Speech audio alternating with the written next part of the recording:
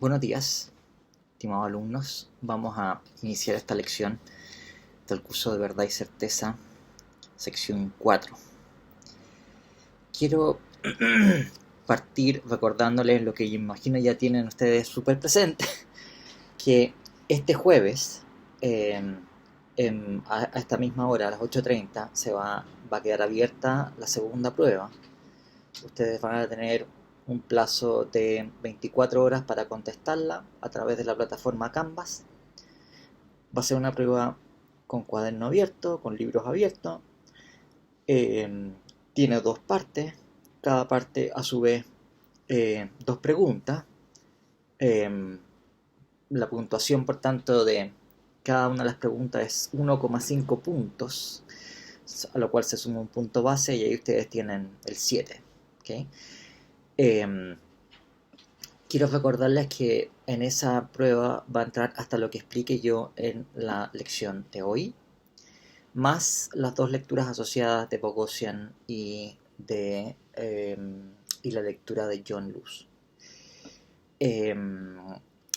Creo que, a ver, el semestre pasado sucedió que la segunda prueba implicó para los alumnos entonces, a lo mejor ustedes es completamente distinto, pero les implicó un grado de dificultad mayor que la primera prueba. Ahora, ¿por qué pasó eso? La verdad es que no sé, tal vez tiene que ver con el tipo de materia, tal vez tiene que ver con que se había juntado más material respecto a la primera prueba, que era relativamente temprano, tal vez se confiaron, tal vez estaban, lo que sea, pero les cuento el hecho y entonces, claro, a mí en abstracto me es difícil saber si es que esta segunda prueba para ustedes debería ser o no, podría ser o no más difícil que la primera, pero lo que sí me importa, o lo que creo que deberíamos cuidar es que no la sorprenda, ¿de acuerdo? O sea, que no lleguen ustedes preparados, digamos, ¿no? Que no lleguen ustedes excesivamente confiados a esta, esta segunda prueba. Recuerden ustedes que tenemos segunda prueba y examen y ya, digamos, no hay muchas más posibilidades de subir nota en este curso, ¿no? También les recuerdo que, claro, hay gente que puede tener facilidad especial para el tema, pero en general, en filosofía, las cosas requieren un tiempo de maduración. Uno salvo que uno tenga mucho training, no es que aprenda uno o entienda las nociones de un sopetón, sino que uno requiere cierto tiempo de familiaridad y para eso es importante entonces que el estudio lo asuman con tiempo. Algunos me han preguntado sobre esto y yo les recomiendo que hagan un segundo estudio general de toda la materia, o sea, hagan una pasada primero, un estudio de todo el material, incluyendo las lecturas, y una vez que tienen un hecho completo, hacen un segundo estudio, por lo menos un segundo estudio, de repaso, y no solamente de repaso, sino que de maduración reflexiva de lo que están haciendo, ¿no? Ahora, cuando, cuando uno ha ido siguiendo las lecciones, esto es relativamente sencillo, porque de alguna manera, por decirlo así, el mismo curso de las lecciones, más el estudio, esa maduración reflexiva se va dando ahí. Pero claro, si es que uno enfrenta esto a último momento, resulta más difícil, ¿no? Insisto, puede darse el caso en que alguien tenga ciertas facilidades especiales y eso no le resulte un problema. O que, no sé, tiene formación filosófica previa muy buena y por tanto tampoco es que le va a resultar un problema. Pero pensando en la generalidad de los casos, en la media estadística, no podemos presumir que las cosas van a ser así. Quiero compartirles pantalla para continuar con las cuestiones que estábamos conversando en las lecciones anteriores. Lo que estábamos discutiendo en la última lección tiene que ver con las teorías antirrealistas sofisticadas de la verdad. Esto es, teorías que conciben la verdad de las proposiciones como constituidas por estados epistémicos que tendrían sujetos racionales como nosotros, o sea, sujetos racionales finitos por de pronto.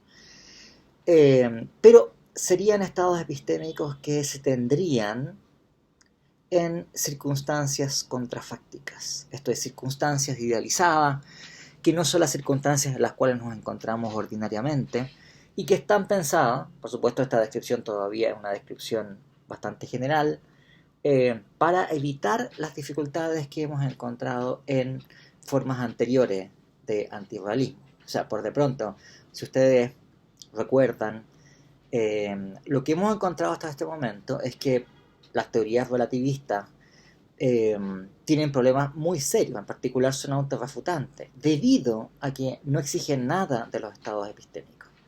Si es aquello que es verdadero, simplemente aquello que creemos que lo es, o creemos que es el caso, entonces nada impide que nosotros creamos que no es el caso, que es verdadero cualquier cosa que creamos que es el caso, ¿no es cierto? Bueno, eh, y eso y otros problemas más. Entonces, en el caso del relativismo, eh, la dificultad fundamental surge debido a que estamos pidiendo casi nada de los estados epistémicos que constituye la verdad. Por decirlo así, la verdad resulta demasiado barata, por decirlo así, ¿no? Como es la opinión de cualquiera, entonces, bueno, es muy fácil conseguir una proposición verdadera. Y como es muy fácil, por decirlo así, lograr la verdad, entonces también eso genera que haya una proliferación de verdades y en ese ambiente, en una concepción de ese estilo, cuando uno piensa las cosas de esa manera, entonces también es fácil que aparezcan contradicciones, aparezcan, en fin, cosas extrañas y poco verosímiles. El siguiente paso, entonces, es pensar que lo que constituye la verdad es un estado epistémico por el cual un sujeto racional se encuentra justificado para aceptar esa proposición. Esto es, la verdad, es entendida como aceptabilidad racional. Ahora, hay una diferencia sustantiva con las concepciones relativistas, porque en este tipo de posiciones, la aceptabilidad racional ya no depende de cualquier tipo de creencia que tenga cualquier sujeto o conjunto de sujetos, sino que tiene que ver con aquello que hace objetivamente justificado nuestra aceptación de una proposición. Y eso no es algo arbitrario, eso es algo que exige la operación de principios de racionalidad sustantivo. ¿Bien? Eh, por tanto, por de pronto no tenemos problemas de autorrefutación, por ejemplo. ¿Bien? Ahora, ¿qué sucede aquí? El problema que tenemos es que eh, el que un sujeto finito llega a estar justificado en aceptar una proposición es algo que se encuentra de todas maneras sometido a ciertas limitaciones. Esas limitaciones tienen que ver con que la información que va recibiendo un sujeto o una comunidad de sujetos a lo largo del tiempo no es la misma. Es como esa información que se va, por decirlo así, mejorando y que se va corrigiendo además con el paso del tiempo. Esto es, uno adquiere cierto tipo de información, pero esa información puede verse desvirtuada por información o evidencia ulterior, que a su vez puede verse desvirtuada por información posterior. Entonces, este es el tema central por el cual, si ustedes recuerdan, la teoría verificacionista de la verdad tenía una dificultad debido a que podíamos tener, por ejemplo, dos comunidades de pensadores diferentes que tienen opiniones distintas acerca de qué proposiciones son racionalmente aceptables. O sea, perdón, más que opiniones distintas, son comunidades que están racionalmente legitimadas, están justificadas en aceptar las proposiciones que aceptan, ¿de acuerdo? Pero no aceptan las mismas proposiciones debido a que el grado de evidencia e información que poseen es distinto.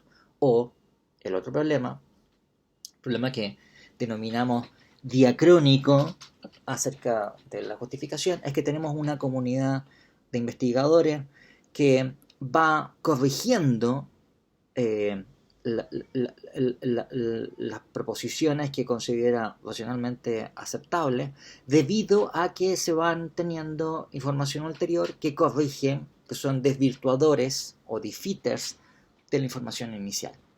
¿Sí? Entonces, la finitud de los sujetos racionales y el hecho de que tengamos defeaters es lo que genera estas dificultades. Entonces, ¿Por qué les recuerdo esto? Porque cuando estamos hablando aquí de circunstancias idealizadas, estamos pensando en circunstancias idealizadas en las que, de alguna manera, estos problemas o estas limitaciones, esto de que aparezcan defeaters, por ejemplo, esto de que tengamos información que no es la misma para distintas comunidades, se va a ver eliminado. Entonces, en las, en las propuestas que han existido acerca de en qué consistiría la verdad, cuando uno tiene esa posición antirrealista, pero como insisto, sofisticada, precisamente son ese tipo de dificultades las que se tienen en vista. Bueno, no quiero adelantarles, pero para no complicar la cosa innecesariamente, pero la cuestión es, eh, por ejemplo, esto simplemente le adelanto, ¿no?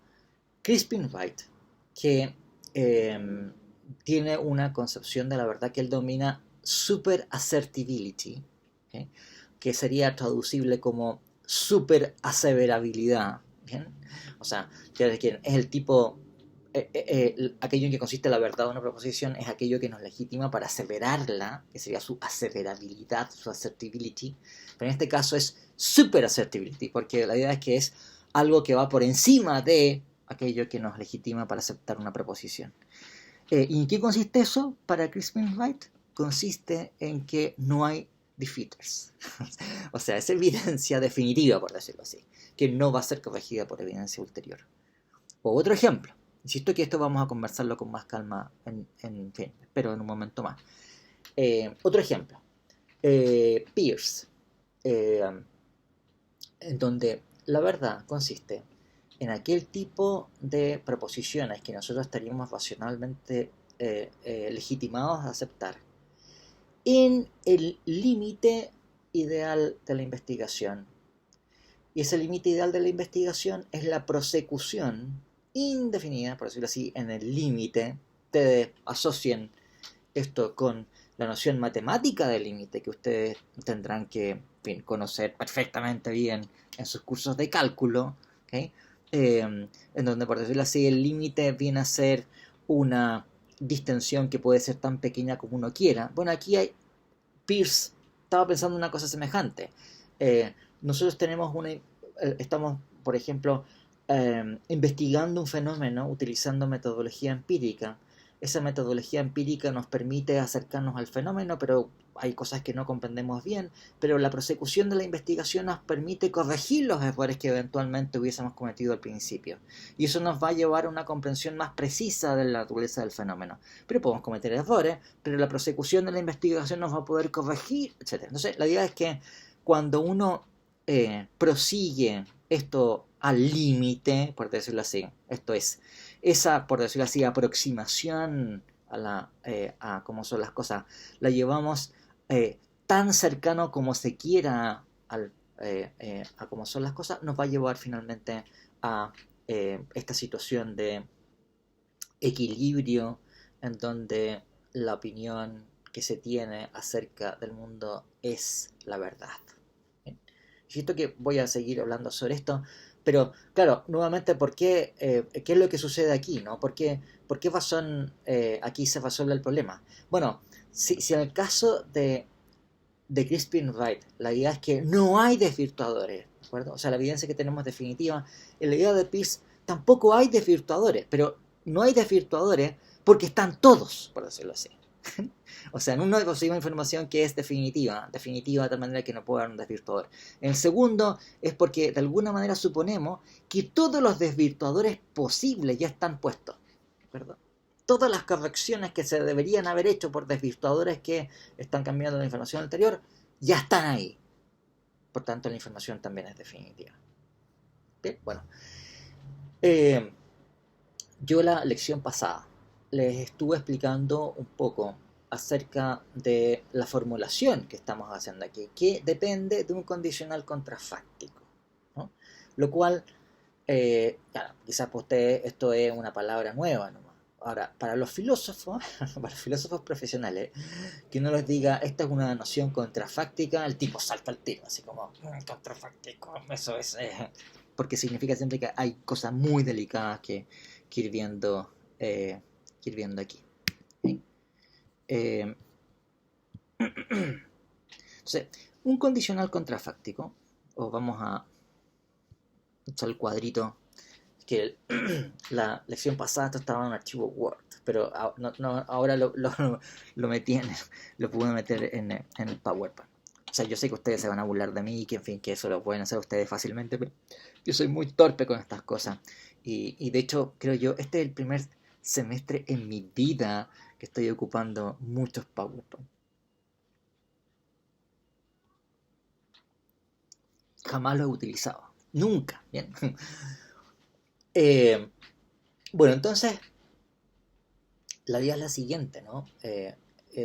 Un condicional contrafáctico es una implicación que queda definida por la tabla de verdad que ustedes ven ahí, pero que tiene una validez para todos los mundos posibles que satisfacen cierta condición. ¿Bien? Entonces, la idea es, eh, estamos evaluando el condicional contrafáctico si P fuese el caso, entonces Q sería el caso. Lo cual, recuerden ustedes que es algo que nosotros hemos querido eh, señalar con esta notación. Ya, esto no es lo usual, ¿eh? Pero en fin, la idea es que tenemos que marcarlo de una manera distinta a la implicación material que es la usual, que queda definida por la tabla de verdad. Entonces, ¿en qué consiste el hecho de que sea verdadero el condicional contrafáctico? Si P fuese el caso, entonces Q sería el caso, en el mundo posible W1. Entonces, ustedes que este es el mundo posible de W1. Bueno, la idea es la siguiente, ¿no? Estamos considerando por qué razón sería verdadero ese condicional contrafáctico en el mundo W1. Ahora, noten ustedes, si ese condicional contrafáctico nos interesa en el mundo W1, va a ser porque P es falso en W1. ¿Bien? O dicho con más precisión. En la semántica para condicionales contrafácticos, normalmente podría, o sea, se especifican las condiciones de verdad por un condicional contrafáctico cuando el antecedente es verdadero también. ¿Bien? Pero los casos que nos interesan es el caso en cual es falso. ¿De acuerdo? Y el que un condicional contrafáctico cuyo antecedente es falso, por eso es contrafáctico, sea verdadero en el mundo W1, ha de tener que ver con lo que sucedería en circunstancias que no son las circunstancias que se dan en el mundo W1. ¿Okay? O sea que algo pasa en otros mundos posibles, lean ustedes, recuerdan lo que les expliqué la lección pasada, en otras formas en que podrían ser las cosas, que inciden en que en el mundo W1, que es el mundo en donde estamos evaluando el condicional contrafáctico, sea verdadero que si P fuese el caso, entonces Q sería el caso. Bueno, la idea va a ser entonces que cuando consideramos las formas en que podrían ser las cosas, lo que designamos mediante esta paráfrasis que es un mundo posible, ¿bien? Entonces, supongamos que los mundos posibles entonces los ordenamos entre sí, de acuerdo a qué tan semejantes o desemejantes sean respecto del mundo posible W1. ¿Bien? Vamos a establecer una ordenación o una métrica entre los mundos posibles. ¿Métrica por qué? Bueno, porque es como que si uno piensa que aquí cada punto... Espérame, que se va el cursor. Aquí cada punto corresponde a un mundo posible. Cada punto en este plano celeste, con un mundo posible. Los mundos posibles están ordenados entre sí de acuerdo a su localización relativa. ¿De acuerdo? O sea, un mundo posible que esté... Ay, nuevamente, se me falta. Un mundo posible que se encuentre por aquí, naturalmente, va a estar más lejos que un mundo posible que se encuentre aquí. ¿Okay? Los mundos posibles que son más desemejantes entre sí van a quedar más lejos unos respecto de otros, y los mundos posibles que sean más semejantes entre sí van a quedar menos lejos unos respecto de otros. Bueno, fijémonos entonces, una vez que tenemos ordenados los mundos posibles, en la vecindad del mundo posible W1. Vecindad en el sentido de eh,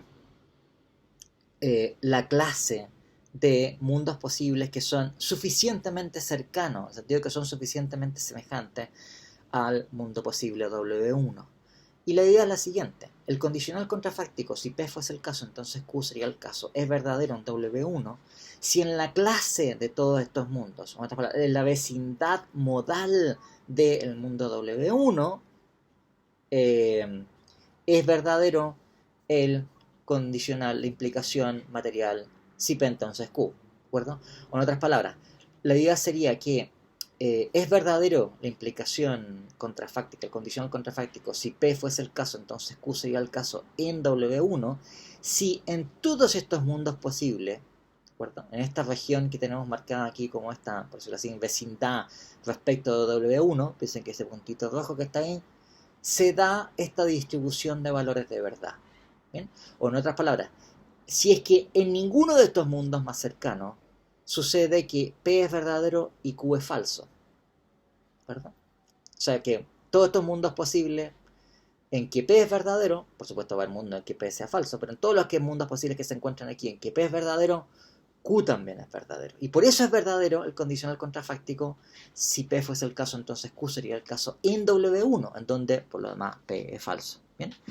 Esa es la idea central, ¿no? Entonces, cuando tenemos un condicional contrafáctico, estamos considerando no lo que sucede de hecho, sino que lo que podría suceder. Pero, por eso así, el condicional contrafáctico que establece una conexión entre antecedente y consecuente resulta verdadero no porque en todos los mundos posibles, sin ningún tipo de excepción en que el antecedente es verdadero y el consecuente también es verdadero. Por supuesto que a todo esto hay condicionales que son de ese estilo, ¿de acuerdo? O sea, hay, si ustedes piensan en cualquier verdad lógica en donde ustedes tienen una relación de consecuencia lógica, bueno, eso vale de manera invariante para todos los mundos posibles, ¿de acuerdo? Eh, el punto es que los condicionales contrafácticos que nosotros formulamos usualmente, y estos que estamos considerando aquí, son condicionales contrafácticos cuya, por decirlo así, en donde estamos estableciendo una conexión entre antecedente y consecuente, pero es una conexión que está restringido a los mundos que tienen una semejanza pertinente con el mundo de evaluación del condicional. ¿Sí? Bien, entonces, eh, si volvemos a las formulaciones iniciales de qué es lo que es ser verdadero y qué es lo que es ser falso en una teoría antifalista sofisticada, la idea sería que aquello en que consiste que P sea verdadero es que si estuviésemos o si estuviesen en circunstancias del tipo C, entonces hay algún sujeto S que estaría racionalmente justificado en aceptar P. ¿Sí? Entonces, si uno volvemos a esta formulación inicial, ¿en qué consiste que una proposición sea verdadera en el mundo actual? ¿Okay? Oh, perdón. Por ejemplo, ¿en qué consiste que sea verdadero que hay un reloj sobre la mesa?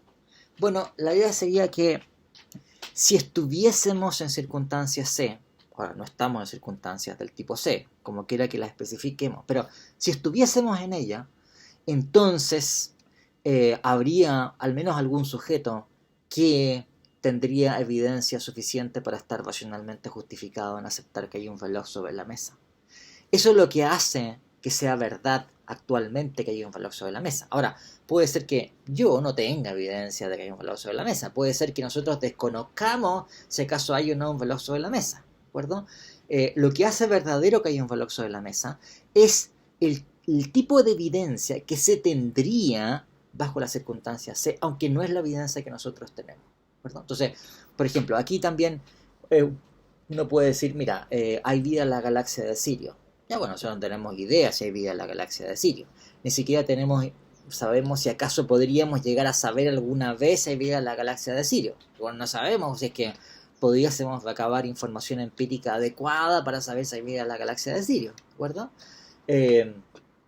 Tal vez las distancias con la galaxia de Sirio u otra galaxia son tantas que realmente no hay ninguna manera en que nosotros pudiésemos llegar a obtener evidencia empírica acerca de lo que pasa en esa galaxia, etcétera, ¿no? Bien, pero eso no preclude, no impide que nosotros podamos suponer que en circunstancias contrafácticas C, sujetos racionales podrían llegar a tener esa información. Y si es así, entonces tal vez la proposición, aunque a nosotros no nos conste que es así, pero la proposición resulta verdadera, ¿verdad? Ahora, verdadera para un estándar antirrealista. No es verdadera para un estándar realista, según el cual dijo, o bien hay vida o bien no.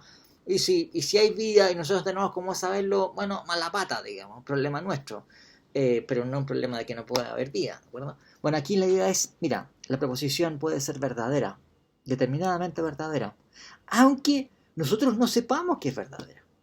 Y no sepamos si podemos saber si es verdadera. ¿Bien? ¿Por qué? Porque es un hecho objetivo, si acaso en las circunstancias C habría sujetos racionales que podrían tener evidencia para aceptar justificadamente que hay vida en la galaxia de Sirio.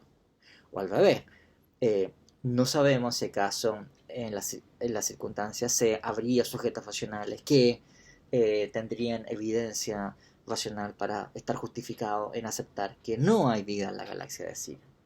¿Bien? Se noten ustedes que eh, las teorías... eh, bueno, entonces también, antes de continuar con esto, ¿cuál sería la idea entonces? Bueno, la idea sería, mira, por supuesto en el mundo actual no se dan las condiciones C, ¿de acuerdo? Entonces lo que tenemos que considerar son mundos que sean eh, lo más parecido posibles al mundo actual, pero en donde por lo menos se da esta diferencia. Por supuesto, puede ser necesario que para que tengamos esta diferencia respecto del mundo actual tengamos que introducir más diferencias, pero por decirlo así, tienen que haber diferencias eh, en cuanto a que en ese mundo se da las circunstancias C que no se dan en el mundo actual. ¿Bien? Entonces, si nos distanciamos del mundo actual, porque circunstancia C también es relativamente distinto a lo que pasa en el mundo actual, pero nos distanciamos, por decirlo así, del mundo actual, consideramos mundos que son distintos del mundo actual en la mínima medida posible, por decirlo así. ¿Bien? O sea que difieren del mundo actual lo menos posible para que en esos mundos sea verdadero que ese es el caso, aunque en el mundo actual no es verdadero que ese es el caso. A ver, había... No. Voy a tener que dejar de compartirles para ver una pregunta. Tomás Trincado. Pero las proposiciones serían verdaderas solo cuando se den las condiciones C o lo son una vez determinadas que si se dieran las condiciones C el sujeto estaría racionalmente... En el segundo caso, Tomás. O sea, las circunstancias C son circunstancias en donde es relevante en las circunstancias C el tipo de estados epistémicos a los cuales se podrían llegar. Ahora, piensa tú que esta es una concepción antirrealista en donde perfectamente puede pasar que bajo las circunstancias C tampoco sepamos, ¿no? O sea, ni aún en las circunstancias C tendríamos evidencia racional para saber si la proposición dice cómo son las cosas o dice cómo no son las cosas, ¿de acuerdo? O sea, esto sigue siendo una concepción antirrealista en donde no vale el tercio excluso, por ejemplo. Pero el punto es que, naturalmente, que uno puede suponer que en las circunstancias C, por decirlo así, las capacidades para determinar cómo son las cosas son mucho mayores, digamos, etcétera, etcétera. Pero es lo segundo, una proposición es verdadera cuando, si estuviésemos en circunstancias C, habría un sujeto que tendría evidencia para aceptar racionalmente que P. ¿Bien? No basta con que sea la circunstancia C, digo, porque pueden ser circunstancias C, pero ni aún en las circunstancias C habría algún sujeto que tendría evidencia para aceptar racionalmente que P. Y aún en las circunstancias C habría un sujeto que tendría la evidencia suficiente para aceptar racionalmente que no P. ¿Bien? O sea, no vale el tercio excluso, nuevamente. Vamos a compartir pantalla nuevamente.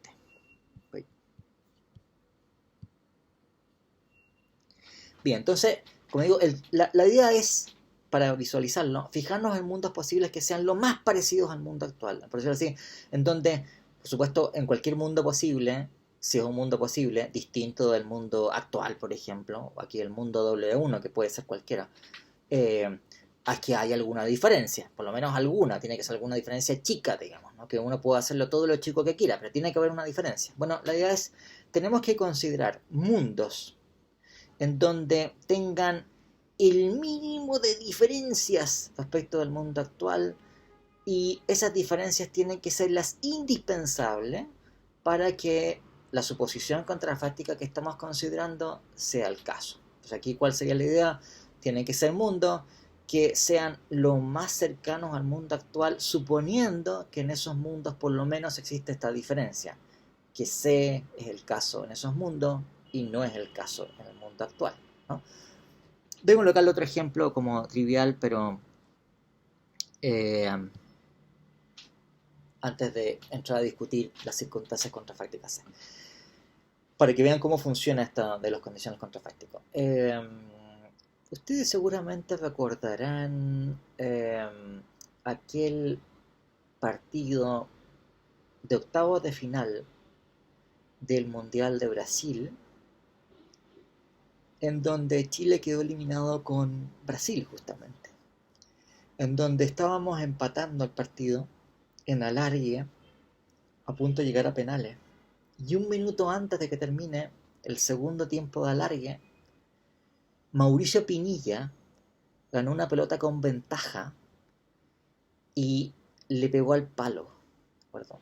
El arquero Tafarel, me parece, estaba completamente vencido. O sea, hubiese sido gol y hubiese quedado Brasil eliminado el último minuto del alargue en octavos de final. Cosa que por lo demás hubiese sido una cosa muy buena para Brasil, porque así se habrían evitado aquel gran bochorno de la derrota 7-0 con Alemania en cuartos de final. Pero bueno, la cuestión es que Pinilla pegó el palo, ¿de acuerdo? Último minuto de alargue. Pasábamos a cuartos de final. Quizás Alemania no hubiese metido 8 goles también. Pero bueno, pero pasábamos a cuartos de final. Ahora, noten ustedes que en esa, si uno describe la situación, parece muy razonable. Bueno, ¿quién estaba diciendo aquí? Que sí, Javier Abadi, que fue... No... Bueno, me alegra que ustedes recuerden estas cosas que sucedieron hace tiempos pasados. Es que a veces yo comienzo a contarles cosas y no sé realmente si es que estas son cosas que ustedes han vivido o no, son cosas que tal vez ustedes no habían nacido porque son, en fin, demasiado antiguas. Pero en fin, pero a mí me dejó muy marcado esa circunstancia, digamos, del penal del palo de Pinilla. Bueno, la cuestión es, parece razonable formular el siguiente condicional contrafáctico que nos parece verdadero, que si Pinilla hubiese metido el gol, qué sé yo, si le hubiese pegado 1 milímetro un poquito más arriba a la pelota, por ejemplo, ¿no? En vez de pegarle tan abajo, un poquito, 1 milímetro, nada, pues si fue, era gol, ¿bien? Y nosotros pasábamos a cuartos de final. Es decir, la idea sería, si Pinilla le hubiese pegado a la pelota 1 milímetro más arriba de cuanto le pegó, entonces Chile hubiese pasado a cuartos de final del Mundial de Brasil. ¿De acuerdo? Y ese condicional contrafáctico nos parece verdadero. ¿De acuerdo? Ahora, noten ustedes que si uno considera lo que sucede en todos los mundos posibles, bueno, todos los mundos posibles son todos los mundos posibles, ¿no? Incluye mundos posibles que son muy diferentes del mundo actual. O sea, hay mundos posibles donde ese condicional es falso, ¿de acuerdo? O sea, Pinilla mete el gol, digamos, es último, y Chile no pasa a cuartos de final. ¿Por qué? Bueno, porque son mundos muy difíciles, muy distantes. Entonces hay un mundo posible, por ejemplo, en donde las reglas del fútbol son distintas. Y en este mundo posible, el equipo que mete más goles pierde, ¿de acuerdo? Entonces como que Pinilla mete el gol y dicen, ¿pero qué hiciste, Pinilla? Estamos empatando, viejo. ¿Cómo hiciste una cosa así? Nos hiciste perder en el último minuto, Pinilla, estúpido. ¿De acuerdo? Por supuesto, eso no pasa en el mundo actual y ese es un mundo muy lejano. O tenemos mundos posibles en donde había un antiguo monstruo que estaba dormitando hacía milenios justo abajo del estadio Mineirao, donde se estaba jugando los octavos de final del Mundial. Y Pinilla entonces mete el gol en ese momento. El estruendo de lamentos que se provocan en el estadio es de tal magnitud que genera una onda que despierta a este monstruo Gojira, que estaba durmiendo hace miles de años, justo abajo del estadio Mineirao. Había una pequeña lomita sobre el estadio Mineirao que la gente no sabía, era porque ahí estaba durmiendo el monstruo. Y el monstruo entonces despierta y y buen petada, y mata a todos los jugadores de Brasil y de Chile, en fin, y se despierta. O hay otro mundo posible en donde si es un, en fin, hay mil hipótesis, infinitas hipótesis del estilo. O hay un mundo posible donde justo en ese momento está una guerra atómica, digamos, ¿no? Llegan, no sé, digamos, te mataré, maldito, no sé qué, te mandaré ese misil, en fin, y se produce una conflagración nuclear y nunca se juega los cuartos de final. En fin, etcétera. En cualquiera de estas hipótesis, que son todas lógicamente consistentes, o sea, no estoy diciendo, mira, sería verdadera una contradicción, no, son hipótesis consistentes, ¿no? Eh, Pinilla mete el gol y Chile no pasa a cuartos de final. Ahora, si ustedes se dan cuenta, veo que Ignacio tiene una pregunta, pero espérame un poquito, Ignacio, antes de ver tu pregunta, para explicarles cómo funciona esto. La idea sería, cuando uno está evaluando un condicional contrafáctico, estamos considerando mundos posibles que deben ser lo más cercano que se pueda al mundo de evaluación, en que el antecedente, en vez de ser falso, como es en el mundo de evaluación, es verdadero. Entonces, claro, en el mundo actual, Pinilla no mete el gol, ¿de acuerdo? Entonces vamos a considerar un mundo posible que es lo más cercano posible al mundo actual. En el mundo actual no hubo conflagraciones nucleares, no había un monstruo durmiendo bajo el mineirao, las bailas del fútbol son las que son, digamos, ¿no? En fin, y mantenemos las bailas del fútbol también para ese mundial. O sea, no es que llega así y dice, no, voy a ver el VAR. Mete el gol Pinilla y el árbitro dice, momento, sí, voy a ver el VAR y lo anula. Bueno, en fin, todas esas cosas no pasan ahí, ¿de acuerdo? Porque no hacemos ningún tipo de variaciones en las circunstancias del mundo actual y la única diferencia es que Pinilla mete el gol.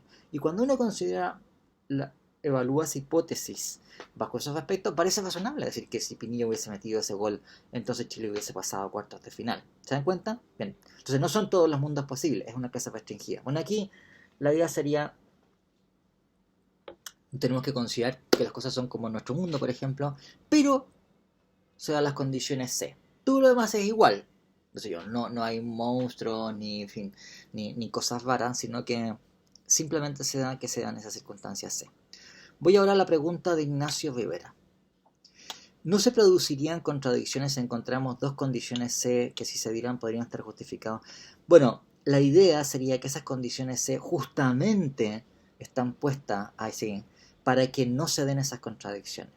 O sea, la pregunta tuya, Ignacio, va a decir, bueno, ¿y no podría darse aquí que tuviésemos, incluso bajo las condiciones C, dos comunidades distintas de investigadores y uno esté racionalmente legitimado en creer que P y otro esté racionalmente legitimado en creer que no P? Bueno, en principio, lo que han tenido en vista quienes han propuesto estas concepciones, Crispin Wright, Hilary Putnam y otros, es que no se dan esas cosas. O sea, precisamente las condiciones C son condiciones de B que están pensadas para que en esas condiciones no se podrían dar contradicciones. Vamos ahora a conversar entonces sobre cómo serían esas circunstancias contrafácticas, ¿no? Bueno, entonces, ustedes pueden fijarse que lo que aparece en 1 y 2 aquí está pensado, por decirlo así, explícitamente para tratar los problemas que afectaban a las teorías verificacionistas. O sea, el problema este en donde tenemos evidencia que se va corrigiendo con el tiempo, porque aparecen desvirtuadores de la evidencia anterior, y lo que está indicado aquí con el número 2 tiene que ver con la situación en donde tuviésemos dos o más comunidades de investigadores que no tienen el mismo grado de evidencia y por tanto no están racionalmente legitimados para aceptar las mismas proposiciones. Bien, la idea es la siguiente. Las circunstancias contrafácticas C serían circunstancias en donde la evidencia que llegaría a poseer un sujeto, o recuerdan que un sujeto puede ser una comunidad de investigadores, en fin, es de tal naturaleza que no puede haber evidencia ulterior que desvirtúe la evidencia que se haya llegado a poseer. O sea, pues así, es un tipo de evidencia que excluye, por decirlo así, o si ustedes quieren, repele desvirtuadores. Tenemos esa evidencia y esa evidencia es definitiva, porque no hay desvirtuadores ulteriores que pudiesen darse, que pudiesen entonces ser un motivo para pensar que esta evidencia no es confiable o que las cosas no son como lo muestra este tipo de evidencia, y no podrían darse, ¿no? Dos. ¿Bien? ¿En qué consisten esas circunstancias contrafácticas C? Bueno, un segundo punto que por eso sí tiene que ver con esto es que tiene que ser de tal naturaleza esa evidencia que si tenemos dos sujetos racionales, o en fin, dos comunidades de sujetos racionales, y esos sujetos racionales llegan a poseer esa evidencia, ¿de acuerdo? No podrían estar racionalmente justificados para creer distintas proposiciones. O sea, la idea sería, tengo yo un tipo de evidencia, las circunstancias C son circunstancias en donde habría evidencia para pensar que P es el caso. Bien, entonces no podría suceder que tuviésemos dos comunidades diferentes, desconectadas entre sí, tal que una de ellas, eh, dada esa evidencia, esté racionalmente justificado en creer que P, y la otra esté racionalmente justificada en creer que no P. ¿Bien? Las dos comunidades deberían tener, llegar a aceptar la misma, estar racionalmente justificado en aceptar o no las mismas proposiciones, ¿no? Ahora, piensen ustedes que esto, por decirlo así, no tiene que ver solamente con, o sea, el hecho de que dos comunidades, por ejemplo, estén racionalmente legitimadas para aceptar una proposición o para aceptar la negación de la proposición, no solamente tiene que ver con, por decirlo así, la evidencia, un pedazo o en fin, un conjunto de información que llegan a disponer esas comunidades, sino que también tiene que ver con la evidencia anterior que esas comunidades tenían. ¿Qué otras creencias poseen esas comunidades? Por ejemplo, podría ser que en un contexto, dada la información que una comunidad considera que está racionalmente legitimada, un pedazo de información que se adquiere es un pedazo de información que para esa comunidad no constituye evidencia para pensar que es el caso, mientras que para otras sí. Por ejemplo, tengo que colocarle un caso elemental, por decirlo así. ¿Por qué razón esto que estoy diciendo aquí es una cosa que es bien rara, digamos? Pero supongamos que tenemos una comunidad de sujetos que cree que tienen la creencia, la razón por la cual tienen la creencia, si es racional, es otra cosa, digamos, ¿no? Pero estamos suponiendo que por alguna razón ellos llegaron a poseer cierta creencia que la admiten generalmente y a la cual le asignan un grado de confiabilidad alto. ¿Bien? A lo mejor están equivocados en hacerlo, pero le asignan. Y para esta comunidad entonces la idea sería que hay fenómenos electromagnéticos, y que los fenómenos electromagnéticos pueden dar lugar a descargas de electricidad entre dos puntos. ¿Okay? Cosa que es más o menos lo mismo que pensamos nosotros. ¿Ya? Bien. Tenemos una segunda comunidad que no tiene esa creencia, no piensa que hay fenómenos, ni siquiera sabe que hay fenómenos electromagnéticos. ¿Okay? Bueno, entonces supongamos que a esas dos comunidades les presentamos la misma evidencia. Las dos comunidades lo que observan, lo que llegan a constatar empíricamente es que cae un rayo, hay una tempestad y cae el rayo, ¿cachai? Bueno, entonces la primera comunidad, dada la evidencia que ha recibido de que vio, ha constatado empíricamente que cayó un rayo, y dado el contexto de creencias que tiene, llega a formar la creencia, para la cual está racionalmente legitimado, de pensar de que hay una descarga de electricidad, ¿no es cierto? Que es lo que nosotros también pensamos. La segunda comunidad, supongamos que su background de creencia es que hay un panteón de divinidades que tienen un carácter sobrehumano y que a veces pelean entre ellos y que tienen relaciones de conflicto y que se molestan o se quedan, en fin, satisfechos con la actitud que tienen los hombres respecto de ellas. Entonces ven el rayo y dicen, diantres, parece que Zeus se molestó con algo que hicimos. ¿Sí? Ahora, los dos contestaron lo mismo, ¿de acuerdo? O sea, ese pedazo de información, que es veo que cae un rayo, ¿de acuerdo? Es el mismo tipo de información que están recibiendo las dos comunidades. Pero debido al background de información que poseen, bueno, para una es un motivo para pensar que una descarga electricidad y para otra es un motivo para pensar que Zeus se enojó. ¿Bien? Ahora, por supuesto, me dicen, bueno, a lo mejor el background de la segunda comunidad, había, lo que sea, digamos, pero la cuestión que quiero yo plantearle es que, ¿cómo es que se interpreta o que se evalúa la evidencia que se va recibiendo? También es una función de que otras creencias previas posea una comunidad. Y no solamente eso, también puede tener que ver también con, qué sé yo, con sus preferencias, con las cosas que consideras relevantes y por oposición las cosas que no consideras relevantes. Bien, bueno. Entonces, dos comunidades, entonces, en principio, pueden evaluar cierto tipo de evidencia e información de manera que puede ser muy distinta. ¿Okay? Bueno, aquí la idea sería que la evidencia en cuestión es una evidencia que, por decirlo de alguna manera, anula, ¿bien? Borra todas las diferencias previas. Es evidencia que nos hace racionalmente legitimados en pensar que P, por ejemplo. Y eso. Y nadie, ningún sujeto, podría llegar a tener evidencia racional para creer que no P. Bien, entonces, por eso es que no puede haber contradicciones, porque no puede ser, si se diese la circunstancia C, que tuviésemos una comunidad que creyese racionalmente que P y otra comunidad que creyese racionalmente que no P. Por supuesto, en las circunstancias nuestras, sí, claro que puede pasar, porque uno tiene un tipo de información, uno tiene otra. Bueno, en las circunstancias contrafácticas C, no, porque no podría haber sujeto. Es un tipo de circunstancia contrafáctica en donde no habría comunidades diferentes con proposiciones racionalmente aceptables diferentes. No solamente eso.